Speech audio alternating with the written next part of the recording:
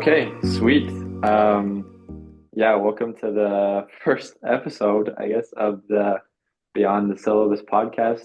I'm your host, Taken Young. I'm just a student here at BYU, and today we have the wonderful, great Professor Steve Thygerson. I guess if you'd like to introduce yourself, Steve, a little bit about you, where you're from, and kind of what you do, that'd be awesome. Yeah, fantastic. Thanks for having me, Tate. I'm Steve Thygerson. I'm originally from Provo, Utah, so I grew up on BYU campus. My dad was a professor here for 47 years. He taught first aid and CPR, and so BYU is kind of in my blood. And so when I see losses like the basketball game last night, it kind of hurts a little bit. But Yeah, I'm a professor in the Department of Public Health.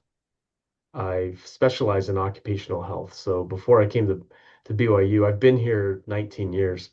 And before I worked here, I was about 10 years in industry. So I've worked for the government, I've worked for private industry, I've worked for an insurance company as their safety and health consultant.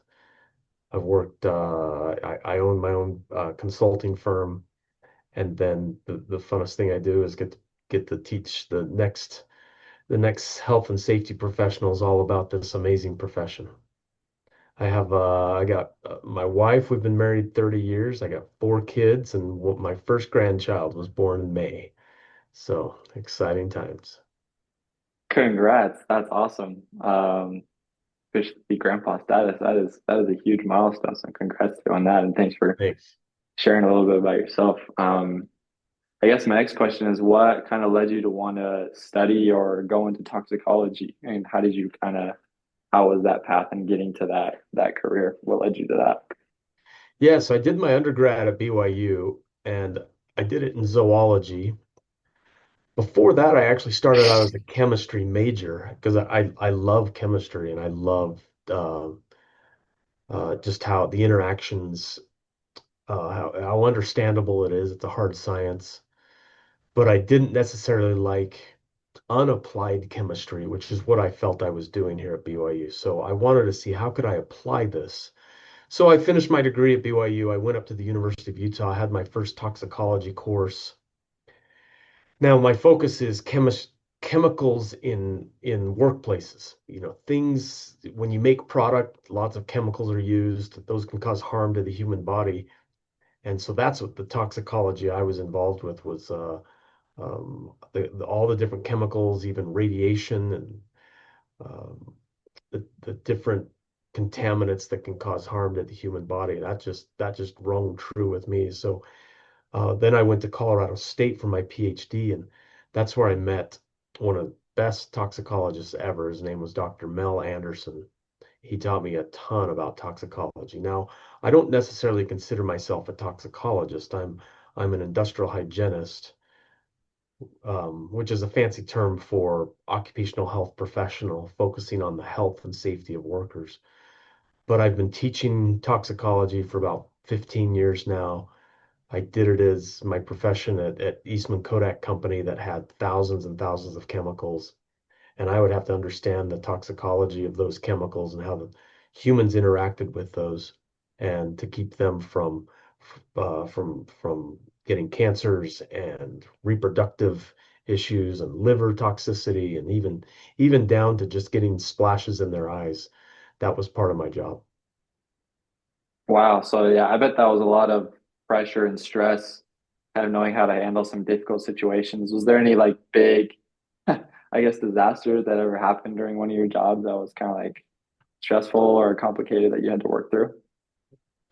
Yeah, oh, well, I mean, if I just go back to Kodak, it was almost every day it seemed like there was something going on. They were always calling me up. I acted as a consultant on a very large production site. It had 81 buildings, about 3,500 people, and it seemed like something was going on every day. And so I was out in the field a lot.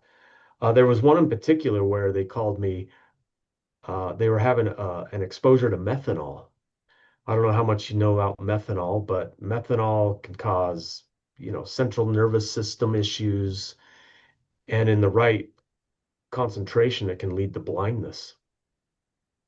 So we had I got to go in as the health and safety professional, and I suited up in a self-contained breathing apparatus, level A protection, and we did some air sampling. We found out that the concentration in that area was unacceptable, it was very high.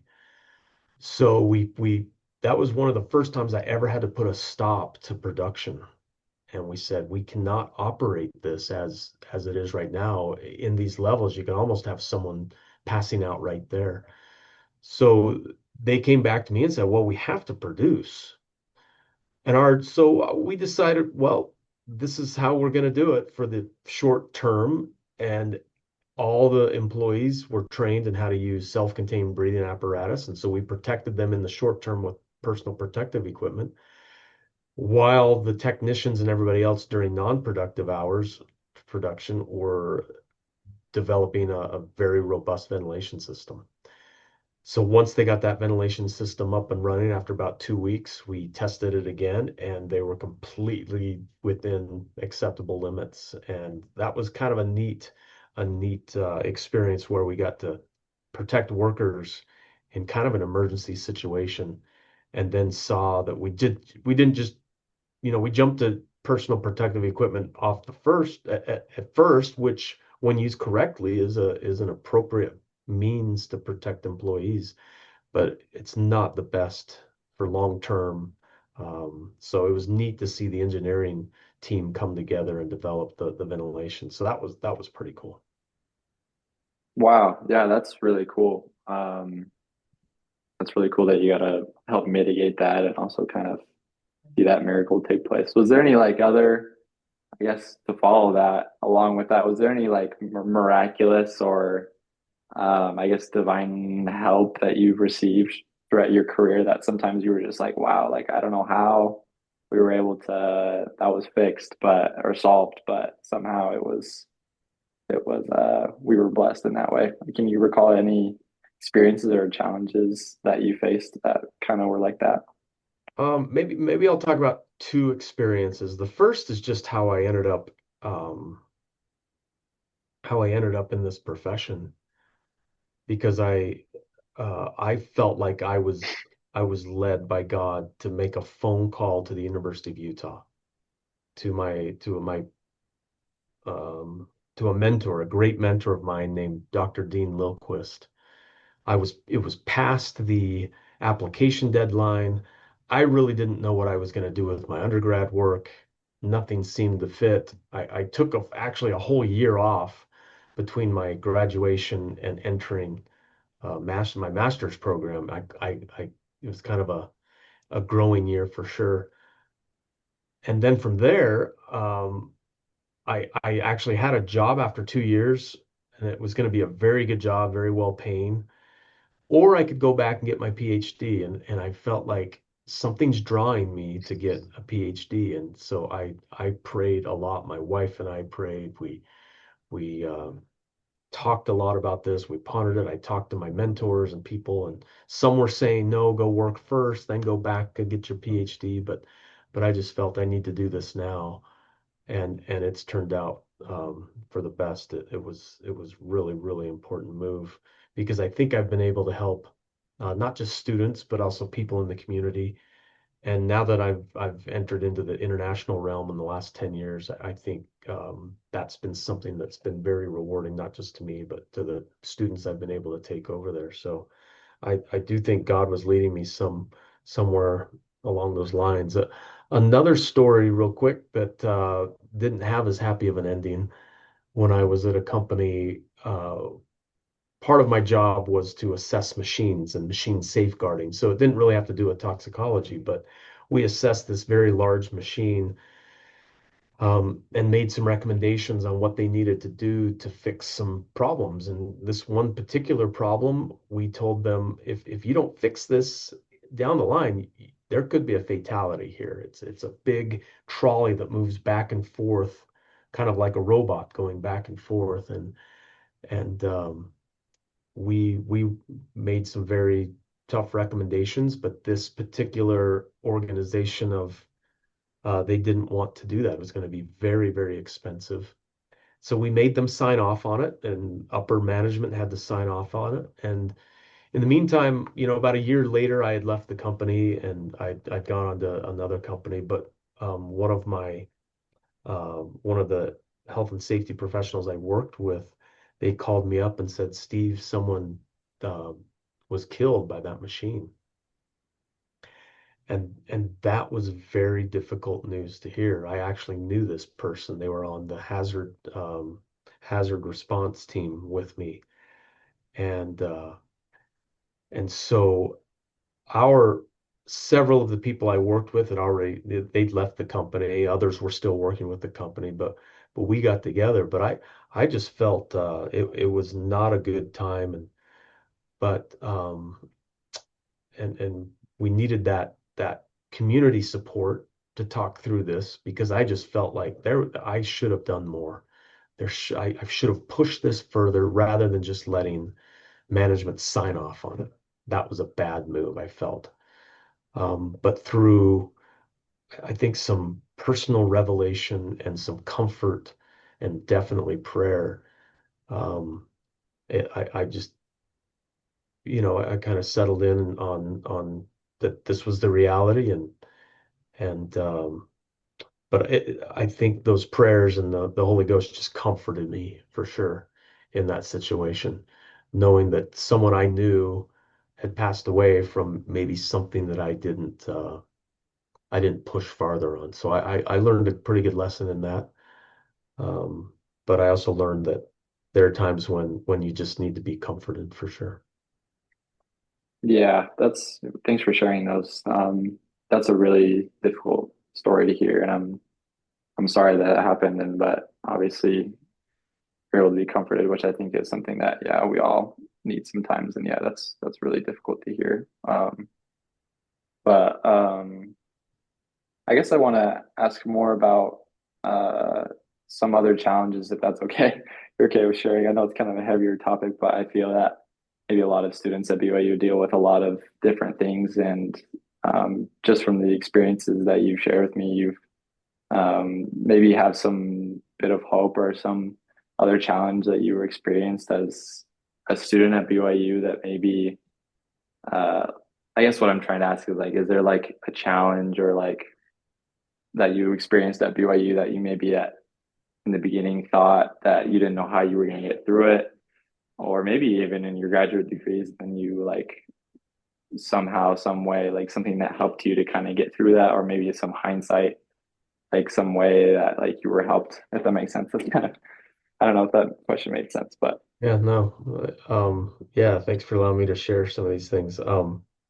This is definitely beyond the syllabus, isn't yeah, it? yeah, Yeah. Um, I'll share a couple of things, but I do know there are a lot of students that are successful here at BYU, but there are a lot of students that struggle to either get that success or may not find that success immediately. And there's a lot of mental health issues that occur here at BYU. We're not immune to it by any means. Um, I think I've absolutely loved the devotional by Elder Holland, Matt Holland, that when he was on campus recently, and that thought of clinging to the Book of Mormon. I think that will strengthen you no matter what, and it strengthened me. So when it it's not that there were words that jumped off the page and talked to me right then. That's not what it was, but it was just that I was doing the right thing and I was opening myself up for some thoughts and to come into my life to where I could put away distractions. So yeah, I read the Book of Mormon. It doesn't necessarily mean that, every chapter and verse is leaping off and the page and telling me there's your answer. No, that's not what it is. But as long as I'm putting myself in that space to receive inspiration, that's important. Plus the comfort that comes from it is just very important. I had to do that early on in my career here at BYU, everybody thinks, oh, yeah, you're a hired professor here, everything's easy. No, no way. My first, few years here were very difficult. I've only told a few people this, but I interviewed for other jobs. I thought, I'm not going to make it through this first few years here because at BYU, like many universities, if you don't get tenure, then you have to leave. They don't they don't hire you back. You don't get a renewed contract. And those first few years, I wasn't publishing. I was working on things, but they were just not being accepted. And but I had a couple of mentors helping me through that. One in particular was Dr. Ray Merrill. Maybe you know Dr. Merrill. He took me under his wing, and he was an amazing mentor. Helped me get some papers published. Just talked about the tenure process, and I think he was an answer to prayer for sure. And so I owe the fact that I'm still here 19 years later a lot to Dr. Merrill. So, um, but that again, that was I put myself in a position to to have a plan B. And sometimes students need to think about that. What is a plan B if plan A doesn't go according to how I have it all set out? Is there a plan? So sometimes in this, as you're feeling your way through life, and especially your academic life right now, think about plan A, plan B, and even in some cases, plan C. You don't have to continue down plan A if it's not working for you. So in that situation, I set myself up for a plan B. I was looking at like, okay, I think luckily, I things turned around here at BYU. I didn't stop. I didn't stop with my plan A because I liked my plan A. I wanted to be here.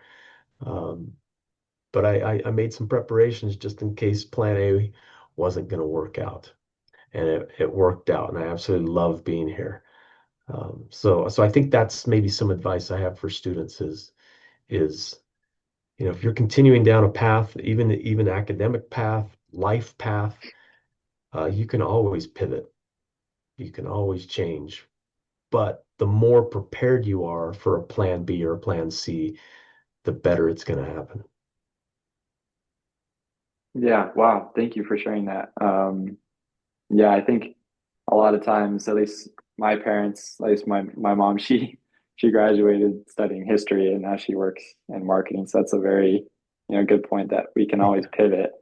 Yeah. Because I feel like I mean I personally I feel that way sometimes. I'm like, oh shoot, like I got to do this, and like once I decide my major, like I'm set. Like I can't. I'm set for life basically. And so I think a lot of students here at BYU feel the same way. They feel kind of nervous or uncertain about their future because they feel like it's just like, oh, I have to decide right now, or else I'm never gonna figure it out later. And Yeah, I I've think I've that's very talked to a good lot counsel. of I've talked to a lot of students who, maybe they find out about my major or maybe another major on campus and thought, oh, that's actually really what I want to do. But I'm so far into my current major that I can't stop now and I can't, if I were to do that, I would add a couple more years. And I get it. I struggled through my undergrad for sure. I just wanted to get out of here. But you're so young in your 20s. You're so young and there's so much time that if you're continuing down a path that just is not going to uh, fulfill you or is not the right path for you, there is so much time to change and so my advice to them would, hey, take the extra year, the extra year and a half, whatever it takes. I know it's tough, but you're gonna love it in the long run.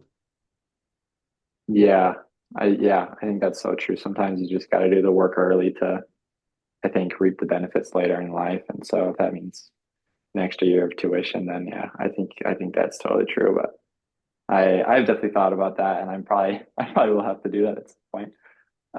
So I do, yeah, I do definitely resonate with that counsel that you just gave. Um, that's super cool. Um, I guess kind of shifting topics a lot. I guess I wanted to ask you how a little bit more about your family, how you kind of met your wife and just kind of how that all played out, if that's Yeah. okay. Oh yeah, that's I can talk about that all day. Yeah, well, my wife and I went to high school together. She was a year behind me. We met in a trigonometry class, and I had seen her before. And I'm like, yeah, I'd like to get to know her better. In fact, there's a song, Like to Get to Know You Well. That kind of resonated in my mind. I'd like to get to know you well, you know. So in the trigonometry class, I got to know her pretty well. And then we ended up being lab partners in a physiology class in high school. And we took a chemistry class together. And we started like, wow, okay. We didn't really date though in high school until I graduated. So as a freshman in high school, that's kind of when I'm like, okay, I'm just gonna, I'm gonna shoot the shot. I'm gonna shoot the shot and I'm gonna ask Adrian out on a date. So asked her out. We hit it off right away. We both found out that we really liked each other. And so she dated while I went on a mission, came home, and we were married 10 months later after I got off my mission. So yeah, I I I was in a, back then when you came home from a mission, um, the I don't know if it was a policy or maybe a stake thing or something, but they wanted the RM to stay in their home ward and teach like a Sunday school class or be a young men's advisor for a year or so while they're still around. So that's what happened to me. I was put in this Sunday school class with these 14-year-olds, and I was teaching it with one of my buddies who was a returned missionary as well. So I thought, wow, if I was 14, what a cool class to be taught by a couple of RMs, very young, like just home, on fire. And this guy, it was the new year, and we were making, just everybody was talking about a New Year's resolution, and he said, I want to get married this year. And he continued, he goes, I don't think I can progress spiritually until I get married. And I want to progress spiritually. And that kind of resonated with me, that I have a wonderful girlfriend and she's strong in the gospel. Why would I wait? So I took that to heart and I asked her in February. Well, I didn't really ask her. We just decided. We kind of just decided to get married. There was no, there was no, hey, get down on one knee. I think we were actually eating Taco Bell at her work. Um, and and we just, should we go tell our parents? And that was kind of it. There was nothing formal about it. So we were married in August 1995, and wow, we're on our into our 31st year of marriage, but it's been awesome. She is a busy lady for sure. The strongest person I know, the most trustworthy person I know, high integrity, and she volunteers a lot. She volunteers at a place called the Columbus Center in Harriman, where they teach ESL and among other things. And so there's a lot of people that are relying on her for a good curriculum. She teaches robotics. She volunteers for a lot of that. She's just and then her skills as a mother is second to none. We raised four amazing kids. We love them very much. They're kind of working out. I got one on a mission and one here at BYU, and two of them are married to wonderful young women. And life's going pretty good. But the thing is, life doesn't stop. You have to just in business, you learn about that continuous improvement method. It's the same thing in life. You feel like, oh, I've made it. That's not how it works at all. You continuously improve and you set goals. You talk about your goals. You write your goals down. And if you don't meet them, hey, it's not a big deal. That's what life is. Um, but I think that's a mantra I've always had is continuously improve in this life. It's not just endure to the end. There's a whole bunch of things that go into that endure to the end. Um, I think part of that enduring is continuously improving. So that's kind of, what else do you want to know of that personal side of things there?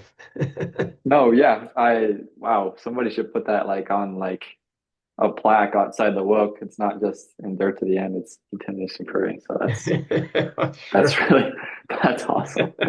Um, yeah, I guess I think yeah, one of the more important things about being a family, and obviously you're looks like you're a pro at that, and I think you're a great example for many people on how to raise a family. That's super special. But what has been, I guess, one thing you've learned about being together or being united as a family?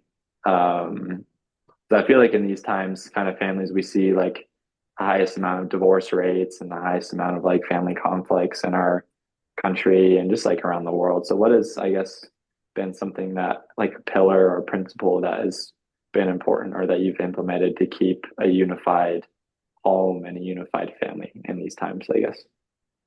Yeah, it's not that I run my family as a business or like, anything like that, but we do have a vision statement. Um, I don't know if you call it a vision statement, mission statement, whatever you want to call it, but we've had it since day one, and it's called Everybody There. Everybody There. And so it can apply to the short term. Hey, is everybody there? Are my kids with me? Is my wife with me? Is everybody there? Physically, spiritually, we can think about that too. And then even celestially and eternally, is everybody there? Is everybody along the path to be there, wherever there is? And my belief is I want to be in the celestial kingdom with my family. So is everybody there? Are we doing what we need to be there? My oldest son made a plaque and it sits right next to our front door. So as my kids come in, when they visit us and they leave, there's a little plaque that says everybody there. It's a statement. You could also look at it as a question. Um, Everybody there, or is everybody there? So we've used that for a long time. The other part is we're a very adventurous family. Um, we we actually homeschooled all of our kids up until they would get the choice in high school if they wanted to go to high school or stay homeschooled. And most of them, well, half of them chose to continue in, being homeschooled. They just loved it. And they loved their homeschool friends because we were in a co-op and they had it was a very tight-knit community. That's one way we stayed together. But being adventurous, that allowed us to do a lot of adventurous things, and including another slogan that I use all the time is I'll ask my kids, I'll say, so what's the cure for boredom? And when I first said that, what's the cure for boredom? And then I would repeat to them, I'd say, adventure, adventure. It's actually from a movie, but my brother and I kind of modified it years ago. What's the cure for boredom? Adventure. So when you find yourself in the world and you're just bored, you don't know what to do. You're just doing the same thing every day, all day. You're kind of stuck in a rut. Look for something that's adventurous. It doesn't mean you have to climb a mountain or learn a big outdoor, ski experience and go on that. It's have an adventure every day. That's another slogan my wife uses a lot is have an adventure every day. What is going to be adventurous to you? Because that gets you out of that comfort zone. I noticed that especially as people get older, as they just get into this comfort zone, almost like people are looking to jump into the comfort zone. And I've made it into the comfort zone. I don't believe that at all. I believe you should continue to challenge yourself, but that challenge can be fun, and that's where adventure is. So I love reading adventuring books. I just finished one about the guy who circumnavigated the Arctic Circle. His name's Mike Horn. Absolutely amazing. I think he's the craziest guy in the world. I think he almost froze to death about 10 times. Yeah, I think he was going to get, I don't know how he survived the bears, but I just finished that book. And in the end, while I was reading it, I thought this guy is sure focused on himself a lot. He does all these adventures and he's just by himself and it's just him. But in the end, he said, I do this because I want to get to the point where I understand myself and now I'm better prepared to serve others. So that's another piece of advice I have for everyone is at some point it's not about you, it's about serving others. For a time being, it might be about getting that job, finding the person you want to marry, um, promotions, things like that. But that's all leading to a better life of service. Yeah, wow, that's really powerful. I think, yeah, that is kind of like the purpose of life really is just to increase our capacity to serve, like in our jobs, in our work. And ultimately we want to prepare to become like our Heavenly Father. And that's, kind of what he does is he serves his children. So it's really powerful what you said. And like the adventure part that is connected to that. That's really, what have been some like ways that you've kept that adventure um, focus or theme or intent in your career here at BYU as a professor or as a hygienist, or how have you, I guess, implemented that adventurous attitude? Yeah, so well, I liked how you put increase your capacity to serve. I really like that. That's I'm going to use that terminology, that verbiage in the future. Increase your capacity to serve. That's kind of what all these adventures and activities, whatever you're doing, it's increasing your. So that's good. Um, I would say, well, this latest chapter in my life is taking students abroad and being with them. I love the model that I use because some of the study abroads here, the students are with a professor all the time. They're taking a class from the professor. They go on field trips. They go on little activities with the professor in these foreign lands. But I like how I partner with organizations, research institutions, um, lots of entities out there that are willing to work with our students, and they are the preceptor. They're the ones that are mentoring the students. And then I kind of oversee it from a much higher level, either from maybe there is a research project we're doing. But I like that interaction where, okay, they do have the professor, faculty, director oversight and get to interact with them, but then they're also interacting much closer with these folks at these other organizations who have, I mean, culturally very different, spiritually very different. So they're getting kind of this well-rounded picture of what this wonderful planet is all about.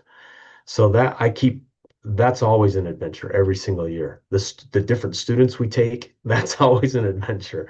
They're never the same. They're amazing. That's why we keep going back, is these organizations like there's something different. I've heard it 100 times from these organizations. There is something different about the BYU student. They and many of them don't know anything about the church. In fact, we go to a country where we can't even proselytize. We can't talk about the church really unless they ask. And but that's always an adventure is going with these students and seeing them succeed, seeing them be challenged, seeing them get frustrated, seeing their eyes just open wide when they come to a new country. Because I've been to some of these countries dozens of times. And so there's nothing really that new for me. I've seen all the sites. So I look at it through the lens of a brand new student who is experiencing this for the first time.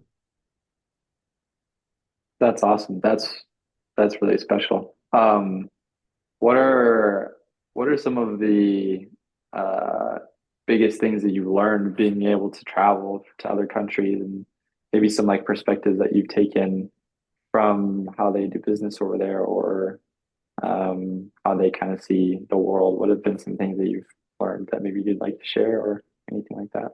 Yeah, I mean, I had never been out of the country until I'd never even been on an airplane until I went on my mission to Brazil. Um, and so it's kind of ironic that, now, like last year, I went to 6 continents in 2.5 months. So kind of a little bit, Wow. yeah, I kind of owe all that. I blame my wife for that. She's got the travel bug and just absolutely loves to travel. And she was an anthropology minor for a little bit. So peoples and Okay. culture is kind of her thing. But I've grown to really love that.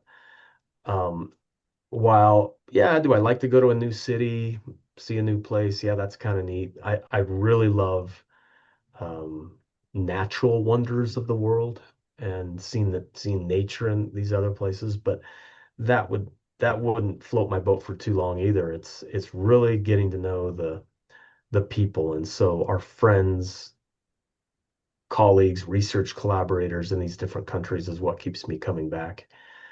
Getting to know them, their families, seeing how even the church operates in these areas. That's fascinating. Um, so I've really enjoyed that. And that's kind of what's kept it real for me. That's what I've learned the most is these doesn't matter where you're born. We're kind of all going for the same thing. We want we're seeking happiness. We're seeking a long-term happiness is what people want. And if we can get it in an ethical, honest way, that's a wonderful thing that everybody's pursuing. Absolutely. That is very true. Thanks for sharing that. Um, that is very true. Well, Steve, I have appreciated you being on the podcast. I think we're at a good time here. So I think if it's okay, I'd like to wrap up just with one final statement from you about like, I don't know, just general advice that you'd give to any BYU student that is currently trying to figure out what they want to do, or just maybe one thing that's helped you that we can all apply, or just some guiding principle, if that's okay. Yeah. Well, I'll do a couple.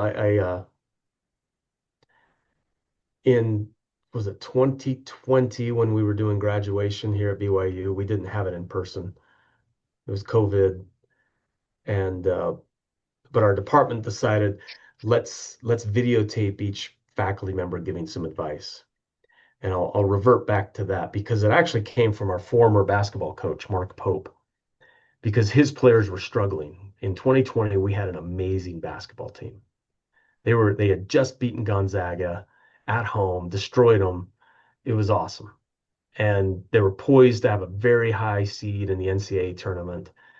And I saw I that team just it was really, really good. They were fun to watch. They worked as a team. Really, really neat stuff. Um, but the season ended just like that. And Mark Pope, he sensed their frustration that this is tough. Well, why us?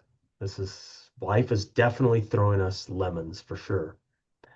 And he said, you know, life really doesn't care how you feel. It's how you respond. How are you going to respond in a given situation, whatever that is? The world doesn't really care how you feel in most cases, um, the world in general. But how do you respond to that individually is what's going to make the difference. So I'll end with that. And then I'm always going to ask, what's the cure for boredom, Tate? What's the cure? Adventure, Adventure. And even adventure. say it with a little bit of roll of the R. Adventure, just like that. So I always remember that. It's great to be with you, Tate. No, I thank you, Steve. I'm definitely gonna try to be more adventurous now. You've given me a little bit of some energy for today, so I'm gonna go out and maybe inspire some adventure on campus. But yeah, I appreciate it. Thank you for being willing to share about your life and all of these amazing, wonderful experiences and principles that you've learned with people like us. And I think lots of people will benefit from your example and from your leadership advice. And so I appreciate you a lot. And yeah, I'll see you later today. Okay, we'll see you in toxicology. Okay, sweet. Thanks, Steve. All right. Bye.